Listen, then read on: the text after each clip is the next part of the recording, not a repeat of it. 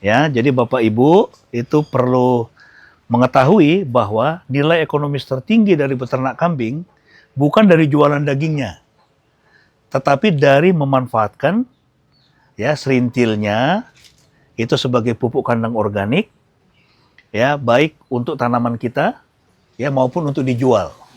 Ya, nah jadi itulah nilai ekonomis tertinggi dari beternak kambing. Ya, itu kecuali kita juga beternak kambing susu, itu dari susunya. Nah, baru kemudian dari dagingnya, ya. Nah, jadi siang ini saya akan menjelaskan bagaimana cara kita memfermentasi itu serintil kambing, ya. Itu kenapa harus difermentasi? Karena serintil itu masih mengandung amoniak. Ya, itu amoniak itu zat bakar itu loh, Pak. Itu makanya septic tank kita kan harus dikasih lubang, kalau enggak dia bisa meledak. Nah, kemudian serintil itu juga harus itu difermentasi karena dia masih mengandung bakteri-bakteri patogen. Ya, jadi bakteri-bakteri yang merusak tanaman. Nah, di seluruh Gunung Kidul ini yang saya perhatikan, hampir-hampir orang tidak memfermentasi serintilnya. Sehingga orang takut pakai serintil kambing. Padahal itulah pupuk kandang organik terbaik di dunia. Ya, itu yang terbaik di dunia. Ya, nah sementara kalau kita mengandalkan pakai pupuk kimia, misalnya NPK, urea, Ponska, TS, ya itu justru merusak tanaman. Dia bisa itu tumbuh dengan lebih cepat, tetapi dalam jangka panjang itu membuat tanah itu menjadi rusak, ya dia kehilangan unsur organik, ya sehingga tanah itu menjadi bantat, menjadi keras sekali di musim kemarau dan seperti tanah liat di musim hujan. Makanya itu Pak lihat di Sumatera, di Kalimantan, di Sabah, Sarawak itu banjirnya ngeri-ngeri Pak. Karena hutan-hutan dibabat, lahan dibabat, ditanam sawit, pakai pupuk kimia, akhirnya tanahnya rusak. Dia tidak lagi kuat untuk menyimpan air. Oke? Nah, jadi di sini yang kita butuhkan untuk memfermentasi serintil itu adalah, ya ini ada air ya, ini ember berisi air, itu secukupnya. Kemudian di sini ada dua jenis dari bakteri pengurai. Ya, ini ada M4, kemudian ini ada M21. Bedanya di mana? Bedanya yang ini bakterinya lebih kuat. Ya, ini bakteri lebih kuat, makanya ini lebih mahal daripada ini. Ini sekitar 30.000, ini sekitar 70.000 ini, ya, 75.000. Nah, kemudian ini ada molase ya atau tetes tebu. Nah, jadi caranya adalah kita ambil air, kemudian kita ambil ini ya atau ini, itu beberapa saja Pak. Ya, itu disesuaikan saja, bisa 7 sampai 10 cup seperti ini. Pak ini tuang, lalu tuang ke sini. Ya kan? Ini juga seperti itu. Lalu kemudian Pak masukkan ini secukupnya ke dalam air ini. Ya toh? Nah, lalu kemudian diaduk Pak. Ya, itu diaduk dan dibiarkan selama kira-kira 30 menit. 15 sampai 30 menit. Sampai bakterinya aktif. Ini adalah makanan untuk bakteri ini. Nah, nanti setelah 15 sampai 30 menit, lalu Pak masukkan ke sini. Ya, ini alat penyemprot ini, lalu Pak semprot merata. Ya, itu pada serintil. Ya, disemprot merata. Usahakan serintil tidak boleh kena matahari langsung dan tidak boleh ketinggian serintil itu lebih tinggi dari 40 cm. Nah, kenapa? Kalau kena sinar matahari langsung, bakterinya bisa mati. Karena ini nanti Pak, hari kedua, ketiga setelah kita siram pakai ini Pak, itu terjadi kayak radiasi. Panas dia Pak. Dia panas, ya, dia buang amoniaknya, kemudian dia bunuh bakteri patogennya. Nanti setelah 2-3 minggu, serintil itu akan mulai pecah-pecah, hitam, tidak berbau. Ya, nah pakailah itu untuk memupuk. Hasilnya tokcer. Jadi sudah pada hancur dia. Ini subur sekali nih kalau dipakai ini. Jadi dia sudah seperti tanah ya. Kira-kira beberapa tahun yang lalu, itu Profesor Caniago dari IPB Beliau menjelaskan bahwa ada 72% lahan pertanian di Indonesia itu rusak.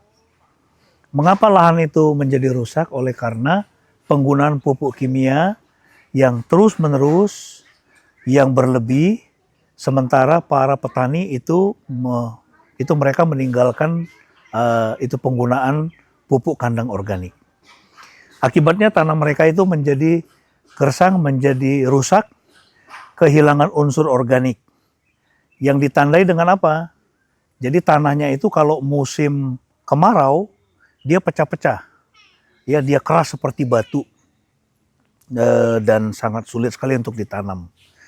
Lalu kemudian kalau musim hujan, dia seperti tanah liat. Ya, dan itu menyebabkan banjir di mana-mana. Nah, sehingga itu petani harus menggunakan pupuk kandang organik yang berisi itu kandungan organik yang dibutuhkan oleh tanah. Ya, karena tanah itu dia tidak hanya membutuhkan nitrogen, ya itu fosfor atau itu kalium misalnya, tapi dia juga membutuhkan unsur hara, ya unsur organik supaya dia bisa tumbuh dengan subur. Nah, jadi ciri-ciri itu tanah yang subur itu biasanya dia hitam, ya kemudian dia gembur, ya lalu kemudian kita bisa itu menemukan makhluk-makhluk yang kecil-kecil, ya makhluk-makhluk mikro, semut dan sebagainya di situ, dan juga itu cacing. Ya, itu tanda bahwa tanah itu tanah yang subur. Nah, ini saya menjelaskan ini dari Gunung Kidul. Kalau di wilayah Gunung Kidul, bahkan menurut saya, ya lebih dari 72% lahan pertanian itu rusak. Ya, bahkan mungkin perkiraan saya sekitar 90 sampai 95% lahan pertanian di Gunung Kidul itu rusak karena penggunaan ya pupuk kimia yang terus-menerus. Ya, dan ingat, pupuk kimia itu dibuat dari apa? Dia terbuat dari minyak bumi dan gas alam.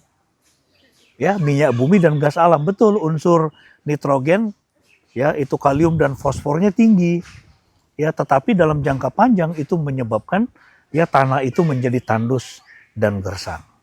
Ya, nah jadi hati-hati, boleh menggunakan pupuk kimia tetapi sedikit saja. Ya, tetapi yang utama adalah harus menggunakan pupuk kandang organik. Ya, apakah itu dari serintil kambing atau dari ayam, ya itu kotoran dari ayam atau dari sapi, tetapi jangan lupa untuk terlebih dahulu difermentasi, ya untuk membunuh, menghilangkan bakteri patogen dan juga amoniaknya. Nah, perkenalkan, nama saya Petrus Rebunanto dari Gunung Kidul.